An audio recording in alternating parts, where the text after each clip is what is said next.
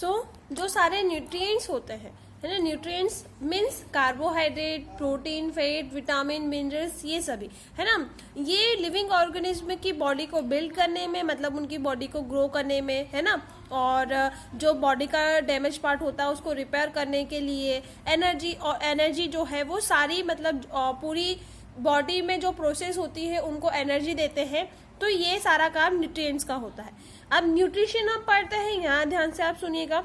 Nutrition is the mode of taking food by an organism and its utilization by the body. The mode of nutrition in which organisms make food themselves from simple substances is called autotrophs.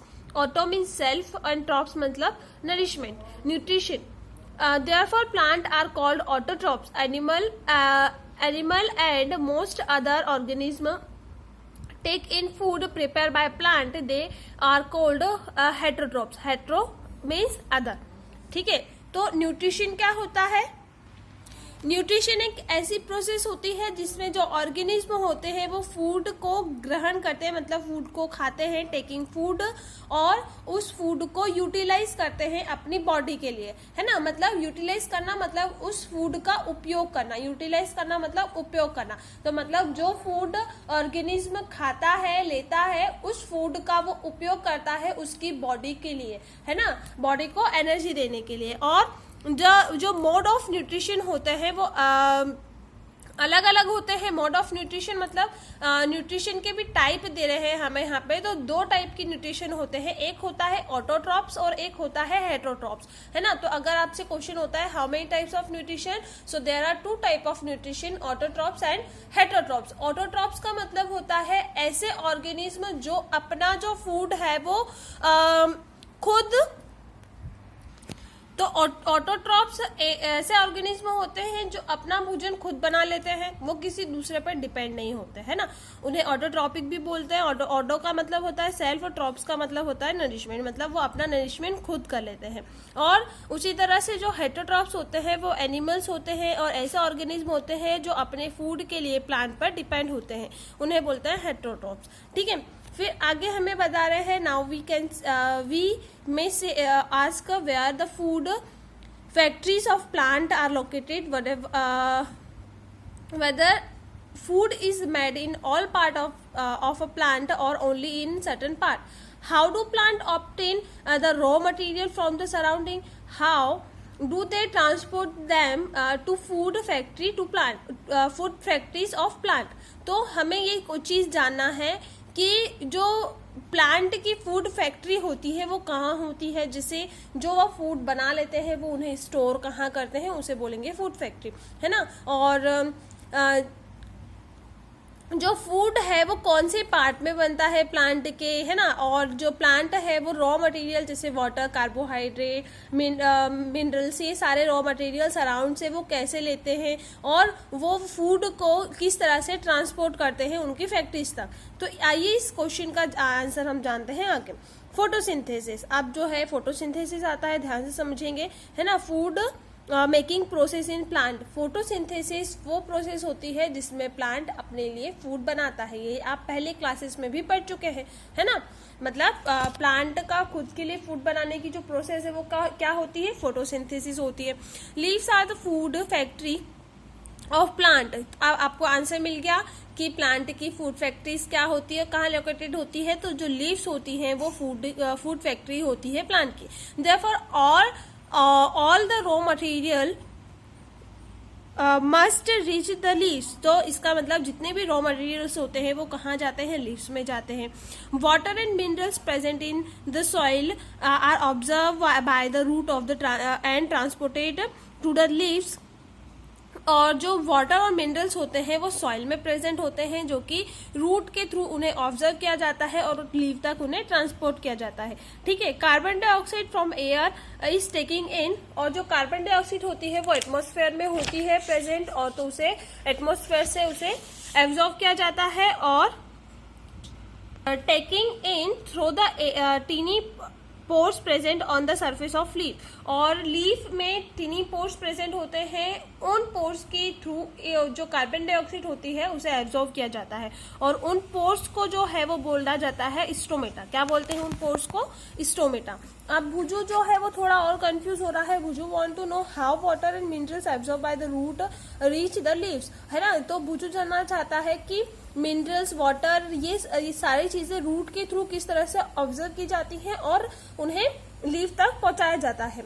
Water and minerals are transported to the leaves by the vessels which run like a pipe throughout the root. The stem and branches and the leaves, they from the continuous path of passage for the nutrients to reach the leaves, they are called vessels. You will learn more about transport of minerals in chapter 11. ठीक है, तो हमें यहाँ बता रहे हैं कि जो वाटर और मिनरल्स होता है उन्हें ट्रांसपोर्ट किया जाता है वेसल्स के थ्रू, जो कि एक पाइप लाइक स्ट्रक्चर होती है, जो कि रूट, स्टेम, ब्रांचेस, लीव्स सभी में मतलब पूरी कनेक्टेड होती है। जिस तरह से एक एग्जांपल देती हूँ मैं आपको, जिस तरह से हमारे घर में हर जगह पाइपलाइन होती है और उस पाइपलाइन के थ्रू हमें वाटर जो है हर जगह पे आ जाता है। जैसे आपके रूफ पे आपके जो छत रहती है वहां पे टंकी रखी हुई है, उस टंकी से कनेक्शन होता है पाइप का, है ना, जो कि आपके बाथरूम वगैरह में, किचन में, है ना, सारे जो एरिया में नल होता है वहां तक कनेक्ट रहता है, और जैसे ही हम नल चालू करते हैं वैसे ही पानी आ जाता है। तो इसी तरह का कुछ सिस्टम होता है प्लांट में भी, लेकिन वो कुछ अलग है। उस सभी के बारे में हम पढ़ेंगे चैप्टर 11 में, जो कि आपको पूरा ट्रांसपोर्ट के बारे में ही है, तब आपको अच्छे से समझ में आएगा। ठीक है, फिर आगे हमें बता रहे हैं, हाँ, तो पहली want to know what is so special about the leaf that they can synthesize food but other part of plant can not. तो पहली जानना चाहती है कि प्लांट की लीव्स में ऐसा कौन सा स्पेशल पार्ट होता है, ऐसी कौन सी स्पेशल चीज होती है कि जिसकी वजह से सिर्फ और सिर्फ प्लांट का लीफ वाला पार्ट ही फूड सिंथेसाइज कर सकता है एंड अदर पार्ट जो प्लांट का होता है वो फूड सिंथेसाइज नहीं कर सकता। आगे देखते हैं क्या होता है ऐसा लीफ में। तो the leaves have a green pigment और आर कॉल्ड क्लोरोफिल, है ना। तो जो लीफ होती है उसमें ग्रीन पिगमेंट होता है जिसे क्लोरोफिल बोलते हैं। ये जो क्लोरोफिल होता है it help leaf to capture the energy of sunlight, और ये जो होता है वो सनलाइट के एनर्जी को कैप्चर करने में मदद करता है, और इस एनर्जी की वजह से फूड जो है वो सिंथेसाइज हो पाता है।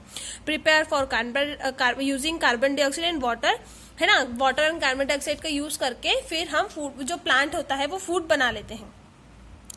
फिर आगे हमें बता रहे हैं since the synthesize food occur in presence of sunlight, और सिर्फ फूड का सिंथेसाइज जो है वो सनलाइट के प्रेजेंट में ही हो पाता है, और it is called photosynthesis. Photo का मतलब होता है लाइट, सिंथेसाइज का मतलब होता है टू कॉम्बाइन, मतलब बनाना, है ना। So we find the chlorophyll, sunlight, carbon dioxide and water are necessary to carry out the process of photosynthesis. इसका मतलब जो फोटोसिंथेसिस की प्रोसेस होती है उसको कंप्लीट करने के लिए chlorophyll, sunlight, carbon dioxide and water का होना नेसेसरी है।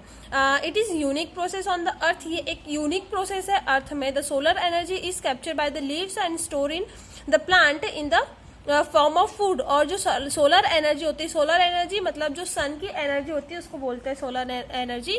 उस सोलर एनर्जी को लीफ के थ्रू कैप्चर किया जाता है और फिर उस एनर्जी का यूज करके फूड सिंथेसाइज किया जाता है और फिर हमें फूड मिलता है। thus the sun is the ultimate source of energy for all living organism, और जितने भी लिविंग ऑर्गेनिज्म होते हैं उनके लिए जो सन है वो एक अल्टीमेट सोर्स ऑफ एनर्जी है।